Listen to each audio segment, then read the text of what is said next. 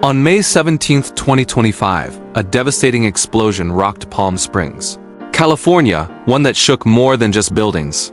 It ignited questions about life, morality, and a dark corner of the internet most have never heard of. At the center of it all was a 25-year-old man named Guy Edward Bartkus. And his reason for bombing an IVF clinic is simply because he believed people should never have been born. This is surely one of the most disturbing domestic terrorism cases in recent memory, and how young the perpetrator is makes it even sadder. At approximately 10:52 a.m. on May 17, 2025, a car bomb exploded outside the American Reproductive Centers, a leading fertility clinic in Palm Springs. The shockwave shattered nearby windows, injured 4 people, and left a charred crater where a car once stood. But this wasn't just any act of violence. Authorities soon discovered the body of Guy Edward Bartkus inside the car. He had rigged it with explosives and tried to livestream the entire event. Technical glitches stopped the stream. But his message? It lived on in a chilling manifesto recovered just hours later. Who was Guy Edward Bartkus? Born and raised in 29 Palms, California, Guy was described in his early years as curious, intelligent, and deeply philosophical. But everything changed after the age of 10. At age 9, he set his family's house on fire. The reason? He told investigators, "I didn't ask to be born. I shouldn't be punished for something I never wanted." That was the biggest cue to how his life would be in the future. From then on, his life spiraled. By his late teens, Bartkus had fully embraced a radical philosophy called pro-mortalism. But to understand his actions, we need to first understand what this belief system is. Pro-mortalism is a fringe offshoot of anti-natalism, where anti-natalists argue that bringing a child into the world is unethical due to inevitable suffering. Pro-mortalists take it further. They believe death is a mercy, that life is a curse, and that not being born is the ultimate gift. Guy Edward Bartkus wasn't just a believer, he was a zealot. In his 30-minute manifesto, titled "Consent Denied, A Curse Called Birth," he rants, "My parents cursed me. The doctors who create life curse people every day. That clinic breeds pain. I'll burn it down with truth." He saw IVF clinics not just as medical centers but as factories of existential suffering.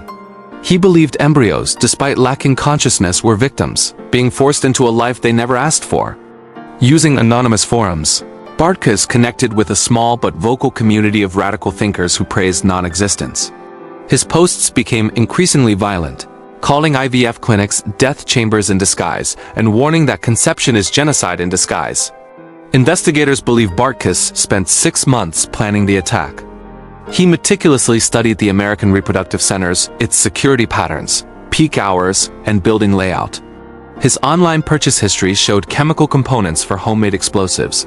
Authorities found a notebook labeled "Liberation Plan." Inside were floor plans of the clinic, timelines for execution, backup live streaming platforms, even an obituary he wrote for himself.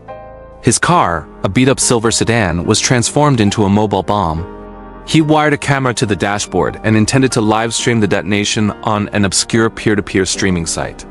Thankfully, the tech failed. On the morning of May 17th, Bartkus drove to the clinic, parked out front, and waited. Witnesses say he seemed calm, almost serene. At 10:52 a.m., the car exploded. 4 people were injured. The front of the building collapsed. Embryo storage units were within 20 feet of the blast zone. Panic ensued. But here's where the story takes a remarkable turn.